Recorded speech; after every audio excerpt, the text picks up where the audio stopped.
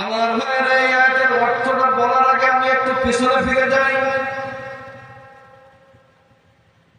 এই বাংলার জমিন যখন বামপন্থীদের হাতে সম্পূর্ণ গ্রাস হয়ে গিয়েছিল, এমন পরিবেশ তৈরি হয়েছিল মানুষগুলো ঘরে থাকতে পারে নাই। আপনারা করেছিলেন। এমন অনেক পরিবার আছে যে পরিবারের ছোট্ট ছোট্ট সন্তানগুলো আব্বা আব্বা বলে চিৎকার করে, কিন্তু আব্বা জেলখানার ভিতরে পড়ে আছে। এমন নদীর কি এলাকায় নাই? এমন অনেক বৃদ্ধ মা আছে বাড়িতে,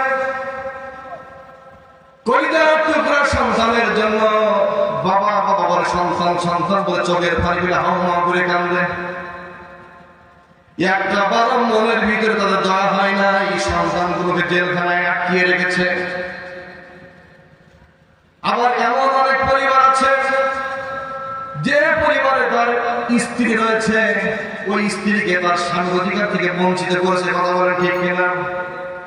এমনি ভাবে প্রত্যেকটা পর্যায়ে পর্যায়ে টপ বটন যখন সব তারা গ্রাস করে ফেলল, তখন আমাদের ভিতরে প্রত্যেকটা মানুষের ভিতরে একটা চিন্তা, একটা টেন্ডেন্সি শুরু হয়ে গেল, আর হবে না। কথা বলে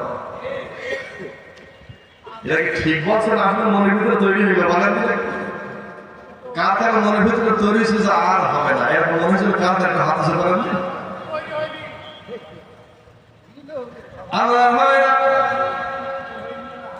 যে কথা বলছিলাম, অনেকের মনের ভিতরে যখন আশা, তারা নিরাশ হয়ে গেছিল যে আর হবে না।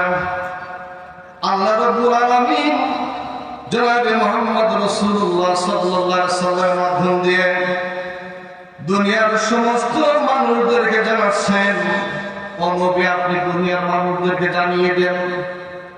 কি জানিয়ে দেব? যে ইতিপূর্বে আপনার জামানায় আবু জেহেল এসেছিল, আবু জেহেলকে আমি আল্লাহ ধ্বংস করেছি। কথা বলেন। আবু লাহাব এসেছিল, আবু লাহাবকে ধ্বংস করেছি। ওয়ালিদ মুগীরা এমনি ভাবে আরো যারা ছিল প্রত্যেককে আমি আল্লাহ ধ্বংস করেছি। তারপরে মুসা আলাইহিস সালামের জামানায় ফিরআউনকে ধ্বংস করেছি। নমরুদ, হযরত ইব্রাহিম আলাইহিস সালামের জামানায় নমরুদকে ধ্বংস করেছি। এগুলো কি গল্প বলে? আল্লাহ রাব্বুল আলামিন এই সমস্ত ঘটনাগুলো বিশ্বনবী জনাবে মুহাম্মদ রাসূলুল্লাহ সাল্লাল্লাহু আলাইহি ওয়াসাল্লামকে জানানোর মাধ্যম দিয়ে উম্মতে মুহাম্মদ দরবারে আমাদেরকে জানাই দিচ্ছেন, ওয়ালা তানসাবান্নাল্লাহা গাফিলান আম্মা ইয়ামালুজ জালিমুন। ও নবী আপনি আপনার উম্মতদেরকে বলে দেন, যাদের মনের ভিতরে এই চিন্তা হয় যে মনে একটা অত্যাচার নির্যাতন হচ্ছে, এগুলো মনে হয় আল্লাহ দেখে না। আমরা বলতাম আল্লাহ তুমি কি দেখতে পারো না? আল্লাহ প্রত্যেকটা এলাকায় আল্লাহ তুমি কি দেখতে পারো না? আমার আল্লাহ বলছেন নবী আপনি দুনিয়ার মানুষদেরকে বলে দেন, ওয়ালা তানসাবান্নাল্লাহা গাফিলান। ও নবী আপনি দুনিয়ার মানুষদেরকে জানাই দেন আমার আল্লাহ কোনদিন গাফিল নন। বলেন সুবহানাল্লাহ। ও নবী আপনি কখনো এই কথা চিন্তা করবেন না যে আল্লাহ পাক গাফিল হয়ে গেছে। তাদের ব্যাপারে আম্মা ইয়ামালুজ জালিমুন, জালেমরা যে কাজগুলো করছে এই কাজগুলো আল্লাহ পাক দেখতে পাচ্ছেন না। এই কথাটা আমরা মনে না করি। কে বলছেন কথাটা ভাইরা আমার?